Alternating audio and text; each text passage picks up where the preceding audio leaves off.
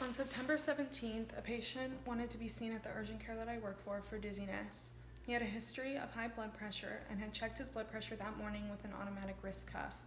His blood pressure came back at 170 over 111.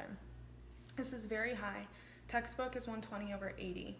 He decided to take his medication that morning and recheck his blood pressure 2 hours later. His blood pressure came back at 165 over 114. He decided to take medication for a second time that day.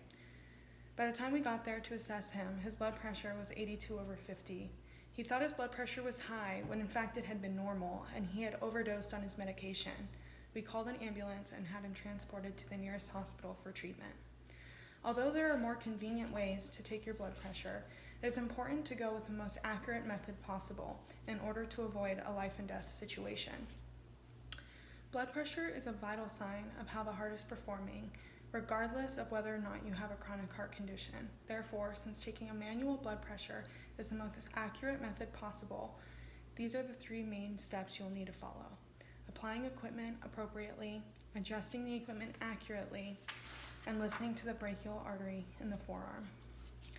I've been a certified EMT for 2 years and take my patient's blood pressure every single day. The 3 main points that I'll be talking about today are applying equipment accurately, adjusting equipment appropriately, and listening to the brachial artery in the forearm. Before you start taking a blood pressure, it's important to make sure that you have all of your equipment readily available to use. You'll need to make sure that you have a stethoscope and a manual blood pressure cuff, also known as a sphygmomanometer. You'll need to make sure that the blood pressure cuff you're using is the appropriate size for the patient's arm. You'll also need to make sure that your stethoscope earpieces are going in at an upward angle and that the diaphragm of your stethoscope, credited by Emerald Malisi, is facing the right direction. If you place your stethoscope earpieces in and you tap on the larger portion of your stethoscope and you hear an amplified tapping noise, you know your stethoscope is on and ready to use. If not, flip 180 degrees, tap once more, and once you hear that amplified tapping noise, you know it's ready to use. Next, you'll need to make sure that your patient is positioned appropriately. You need to make sure they're wearing a short sleeve top so that their brachial artery is exposed and that their legs are not crossed. According to the Journal of Hypertension, you need to make sure that your patient's legs are not crossed because that will increase their blood pressure and give you a false result. Now that we've talked about application of equipment, we'll need to talk about how to adjust that equipment appropriately. You'll need to make sure that the blood pressure cuff is on the arm and that the arrows on the blood pressure cuff are facing the brachial artery. The brachial artery runs along the inside of your upper arm, so you'll need to make sure that the arrows are on the inside. Once they're on the inside, you know that you've applied your cuff appropriately.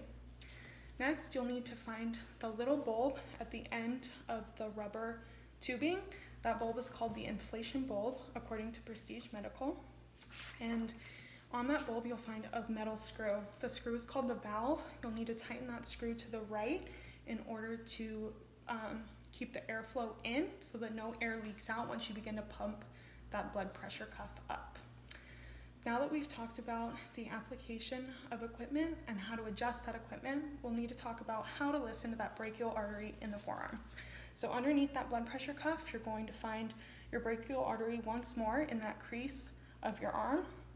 You're going to place the large portion of your stethoscope called the diaphragm in that crease, and you're going to find once more that inflation bulb with the screw. Since that screw is already tightened, you can begin pumping up your inflation bulb into 180 millimeters of mercury. Once you reach 180, you're going to gently turn that valve to the left and let that air flow out slowly. Once you hear that first heartbeat, you're going to know that that is your top number of your blood pressure or your systolic number. You're going to continue hearing the patient's heartbeat until it slows down and eventually stops. That last heartbeat you hear is called the diastolic number, and that's going to be the bottom number of the blood pressure. If you ever reach the point where you immediately hear that heartbeat after releasing air the first time, you know that your patient's blood pressure is over 180 millimeters of mercury.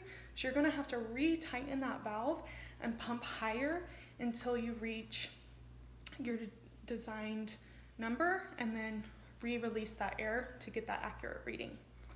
So today we have talked about how to apply equipment appropriately, how to adjust it accurately, and how to listen to the brachial artery in the forearm in order to get that manual blood pressure. blood pressure is a vital sign of how the heart's performing, and regardless whether or not you have a chronic heart condition, it's extremely important to take your blood pressure on a regular basis using the main steps that I've spoken about today: application, adjustment, and listening to that brachial artery in the forearm. In conclusion, if my patient had used a more accurate method of blood pressure, he may have avoided a trip to the emergency department. Now I'm going to show you how to take a manual blood pressure on one of my audience members. So I'm going to find that arrow on the blood pressure cuff, and I'm going to make sure that it is along the inside of her arm where the brachial artery is found.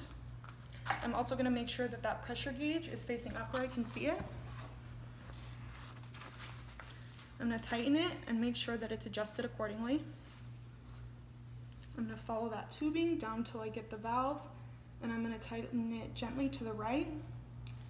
I'm going to place my stethoscope into my ears at an upward angle. Place a diaphragm on the crease of her forearm where the brachial artery can be found. And I'm going to pump the pressure gauge till I reach 180. I'm going to turn that dial to the left.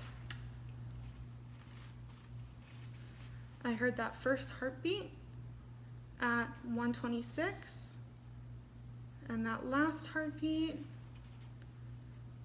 I heard at 78. I can release the air now that I've heard her heartbeat, and her blood pressure was 126/78. Yes, please, George.